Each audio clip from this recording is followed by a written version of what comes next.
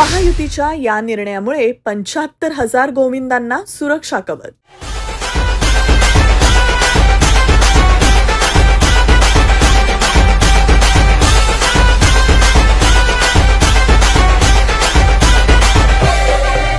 सध्या राज्यभर दहीहंडी उत्सवाच्या पार्श्वभूमीवर मानवी मनोरे रचण्याचा सराव सुरू झालाय। मात्र असे थर रचताना तसंच दहीहंडी फोडताना अनेक गोविंदांचा मृत्यू झाला आहे। अनेक गोविंदा गंभीर जखमी देखील झालेत। यामुळे गोविंदांच्या कुटुंबियांना आर्थिक संकटाला सामोरं जावं लागतं।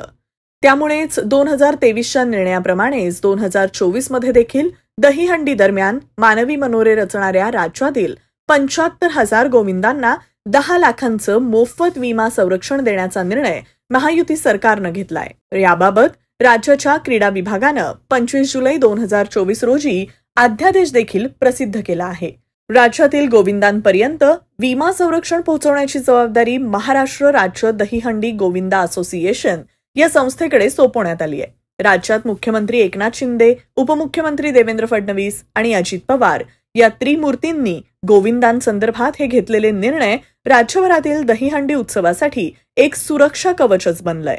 पहा सोलापुरातील गोविंदा या संदर्भात काय म्हणतायत ते।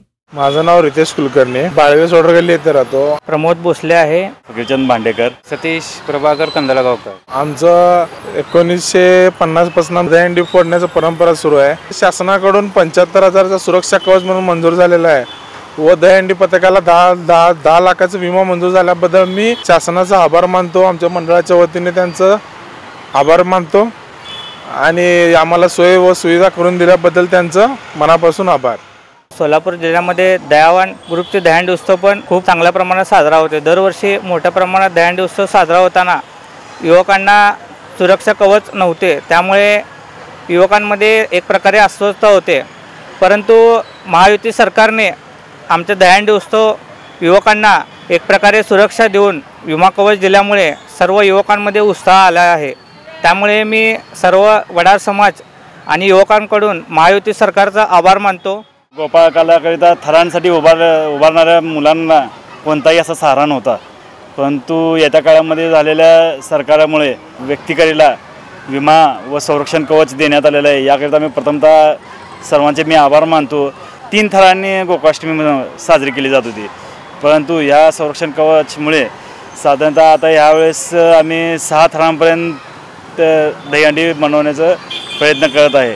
गोविंदा पथकाला सरकारने व शासनाने विमा व 75,000 अनुदान मिळाल्याबद्दल सरकारचा आभार मानतो। शासनाने एक त्यांना कवच कुंडल म्हणून 10 लाखाचं विमा त्यांच्यावर उतरवलेला आहे।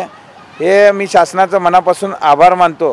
हे सांस्कृतिक असू दे, कुठल्याही विभागाचे कार्यक्रम असू दे, शासन त्यांच्या मागे खंबीर उभा राहिलेला आहे। त्यांचा मी मनापासून आभार मानतो।